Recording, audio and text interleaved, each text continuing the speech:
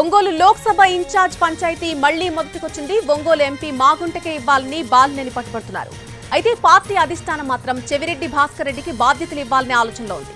ఈ క్రమంలో బాలినేని పార్టీ పెద్దలు బుజ్జగిస్తున్నారు. విజయవాడలోని హోటల్లో ఉన్న బాలినేనితో సజ్జల రామకృష్ణారెడ్డి గంటకు పైగా సమావేశమయ్యారు. భేటీ తర్వాత తిరిగి క్యాంపు కార్యాలయానికి వెళ్లిపోయారు సజ్జల. బాలినేనితో చర్చించిన అంశాలను సీఎం జగన్ దృష్టికి తీసుకెళ్లబోతున్నారు. వైసీపీలో 5వ లిస్టుపై కసరత్తు వేగంగా జరుగుతోంది. మరొక వైపు త్వరలోనే 5వ లిస్టును రిలీజ్ చేసే అవకాశం కనిపిస్తోంది. దీంతో తాడేపల్లిలోని సీఎం క్యాంప్ ఆఫీస్ కు నేతలంతా కూడా క్యూ కడుతున్నారు. డిప్యూటీ సీఎం బూడి ముత్యాల నాయుడు, మంత్రి పెద్దిరెడ్డి రామచంద్రారెడ్డి తాడేపల్లి చేరుకున్నారు. ఈ ఉదయం మంత్రి గుడివాడ అమర్నాథ్, ఎమ్మెల్యేలు బుర్రా మధుసూదన్, పొన్నాడ సతీష్, ధనలక్ష్మి, ఎమ్మెల్సీ అనంతబాబు కూడా సీఎంఓకొచ్చారు.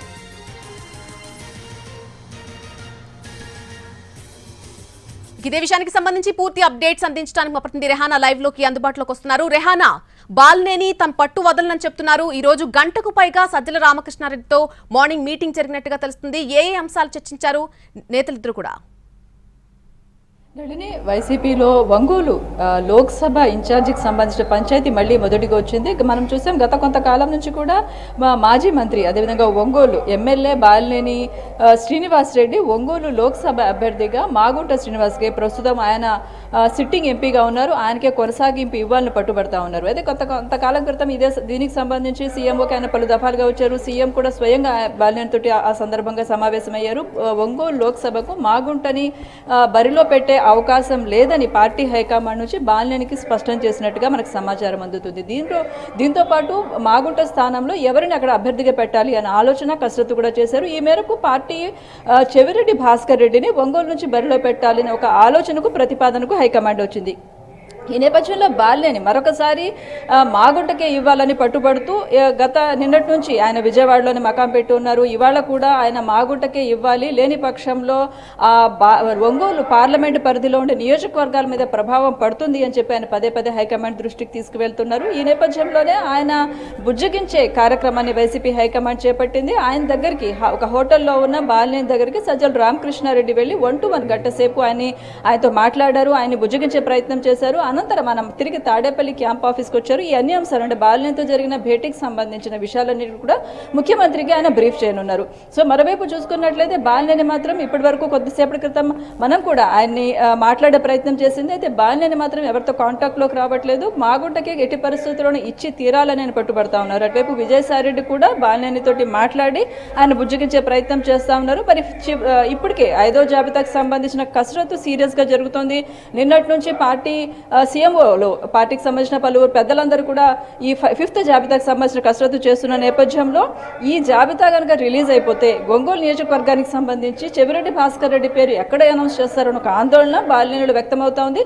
అదే క్రమంలో బహుశా ఆయన పట్టుబడతా ఉన్నారు. ఆయనకి ఖచ్చితంగా మాగుంటకి అవకాశం ఇవ్వాలనే అంశం మీద పార్టీ హైకమాండ్ మీద ఆయన ఒత్తిడి పెట్టే ప్రయత్నం చేస్తున్నారు. నళిని, అయితే ఇదంతా తేలేదు ఎప్పుడు రెహానా? మరికొద్ది రోజుల్లోనే చాలా త్వరలోనే 5వ లిస్టు కూడా రిలీజ్ చేసే కసరత్తు చేస్తోంది వైసీపీ అధిష్టానం. మరొక వైపు మాగుంటకే ఇవ్వాలని బాలినేని పట్టుబడుతున్నారు. మరొకవైపు చెవిరెడ్డి పేరు గట్టిగా వినిపిస్తోంది.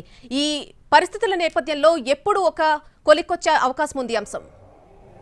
ఇప్పటి వరకు మనకు అందుతున్న సమాచారం ప్రకారం అయితే 5వ జాబితాకు సంబంధించి దాదాపు 10 పార్లమెంట్ నియోజకవర్గాలు అదేవిధంగా 5 నుంచి 6 అసెంబ్లీ నియోజకవర్గాలకు సంబంధించిన కసరత్తు దాదాపుగా కొలికి వచ్చింది. ఒంగోలు సెగ్మెంట్ నుంచి లోక్సభ సెగ్మెంట్ నుంచి చెవిరెడ్డిని పెట్టాలని ఇప్పటికే పార్టీ ఒక నిర్ణయం తీసుకున్నట్టుగా సమాచారం అందుతుంది. ఈ క్రమంలోనే బాలినేని ఈ ప్రకటన ఎక్కడ వచ్చేస్తుందో దాదాపు కసరత్తు పూర్తయిపోయింది కాబట్టి ఈ ప్రకటన ఇవాళ కానీ రేపటి కానీ అనౌన్స్ చేసే అవకాశం ఉందన్న సంకేతాల నేపథ్యంలోనే ఆయన పట్టుబడతా ఉన్నారు. ఆ మేరకు పార్టీ హైకమాండ్కి తన నిరసనని పరోక్ష రూపంలో వ్యక్తం చేస్తున్నట్టుగా తెలుస్తా ఉంది.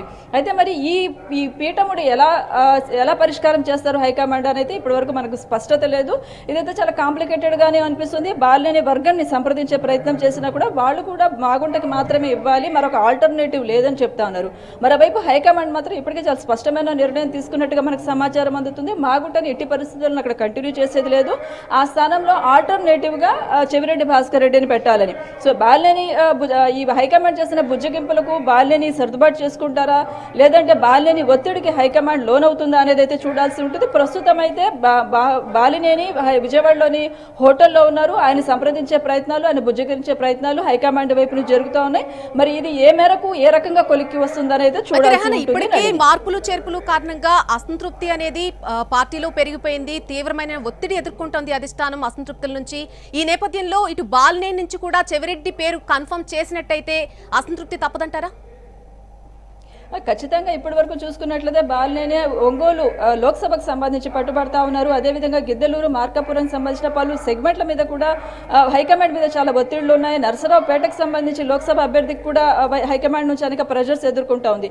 ఈ క్రమంలో ఒకవేళ పార్టీ హైకమాండ్ కనుక మాగుంటని అక్కడ పెట్టడం బదులు చెవిరెడ్డి అభ్యర్థిత్వమే మోర్ విన్నింగ్ క్యాండిడేట్ గా ఉంటుందని ఒక నిర్ణయానికి వచ్చి, అదేవిధంగా ఒంగోలు లోక్సభ పరిధిలో కూడా ఈ ప్రభావం ఉంటుంది అని తన నిర్ణయానికి, తన సర్వేలకి కట్టుబడి ఉంటే కనుక బాలినేని వర్గంలో ఖచ్చితంగా కొంత అసంతృప్తి అయితే ఉంటుంది. ఇప్పటికే ఆయన మీద విస్తృత ప్రచారం జరుగుతోంది. కొన్ని మీడియాల్లో ఆయన పార్టీని వీడతారు, ఆయన అసంతృప్తిగా ఉన్నారని ఈ ప్రచారాన్ని అయితే బాలినేని ఖండిస్తున్నప్పటికీ కూడా అసంతృప్తి అయితే ఖచ్చితంగా బాలినేనిలో వ్యక్తమవుతుంది. Nalini. Right Rehana, thanks for the live.